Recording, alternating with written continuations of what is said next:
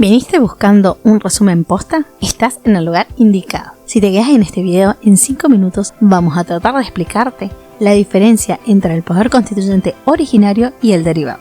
Vamos a hacer un pequeño repaso de qué es el poder constituyente. Me imagino que ya viste el video del poder constituyente. Si todavía no lo viste, te voy dejando el link por acá. Ahora, con foco en la palabra poder constituyente, tenemos una palabra compuesta, donde poder es la competencia, capacidad o energía para cumplir un fin. A eso le sumamos el adjetivo constituyente y nos queda que el poder constituyente es el poder que constituye o da capacidad al Estado. Las dos grandes definiciones que estudiamos acá, es decir, el poder constituyente originario y el poder constituyente derivado, es como que divide a ese poder, digamos de forma temporal y en base al tipo de poder que se va a ejercer. En el caso del originario, como la palabra te lo indica, es el que se ejerce primero, en la etapa fundacional del Estado, y da origen a ese Estado que está en su nacimiento y estructura organizativa. Esto significa que es la capacidad que tiene ese pueblo para dictar la constitución de un Estado. Por eso es el poder fundacional. Por su parte, el derivado es el que se ejerce para introducir reformas o enmiendas a esa constitución ya armada. Es el poder de reforma o enmienda de una constitución que se va estableciendo dentro del marco constitucional existente. Pero,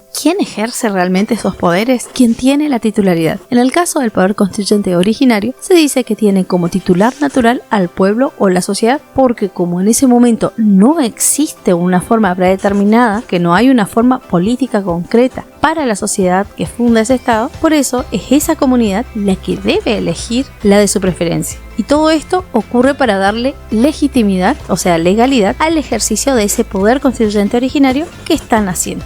Claro que todo esto no ocurre de forma literal, que no es el pueblo como titular del poder constituyente originario, no lo va a ejercer de forma directa ni por sí mismo, porque sería imposible de realizar, sino que lo hace de forma indirecta, a través de la habilitación que le otorga a determinados sujetos que están en condiciones de ejercer ese poder, lo que les permite tomar las decisiones que tengan eficacia, pero por sobre todo está dotado de suficiente consenso social, y lo hace mediante diversos mecanismos que vamos a ir desarrollando más adelante en otros videos. Por eso es importante que te suscribas y le des clic a la campanita para estar atento a cuando subimos videos nuevos. Algo que es fundamental de entender en este concepto es qué significa realmente cuando se dice que el poder constituyente originario es ilimitado. Es decir, que se busca remarcar cuando se lo toma como un poder que opera sin límites. Como ya dijimos, este poder no tiene límites que vengan de una instancia de derecho positivo superior. Eso no significa que pueda desconocer el derecho natural, es decir, la superpositividad del valor justicia. Y también influyen todos los condicionamientos del momento, lugar y cultura social que reflejan la realidad que precisa esa constitución particular que está en pañales, para que se logre realmente eficacia en su redacción y aplicación.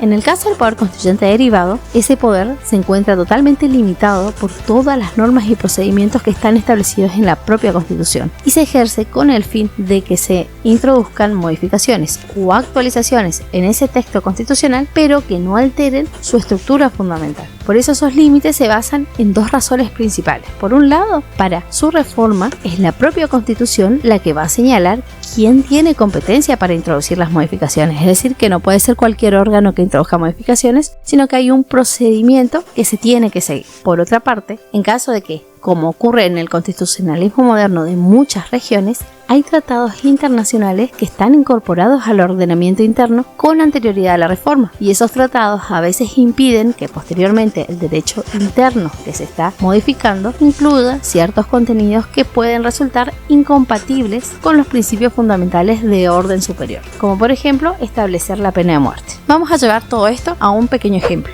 Imaginemos un terreno en donde se va a construir una casa. El terreno representa la comunidad política, que es el espacio en donde va a vivir ese grupo de personas. Para poder vivir en ese lugar, se organizan y ponen reglas de convivencia, que surge un sistema político común. El poder constituyente originario en este caso viene a ser la construcción de la casa desde cero, desde los cimientos. Se construyen esos cimientos, las paredes y cada detalle que representa las bases fundamentales que hacen posible la convivencia. Como es un terreno totalmente limpio, lo pueden hacer según sus necesidades y deseos, porque no están limitados limitados por ninguna estructura preexistente. Podemos decir que es totalmente limitado porque esas estructuras se están creando desde cero. En contraste, el poder constituyente derivado se asemejaría a cuando se hace una remodelación o renovación de esa misma casa, que pasado un tiempo las personas que viven ahí deciden que necesitan hacer algunos cambios en la casa. Pueden decidir agregar una habitación extra, modificar o la distribución interna o renovar el diseño interior, pero en ese caso ya no pueden hacerlo de forma totalmente ilimitada porque deben trabajar dentro de los límites y la estructura básica de la casa preexistente. No pueden demolerla por completo y comenzar desde cero. En ese sentido ocurre lo mismo que con el poder constituyente derivado, que recordemos es el poder de realizar cambios y actualizaciones en la constitución de la comunidad dentro del marco ya establecido por la constitución vigente.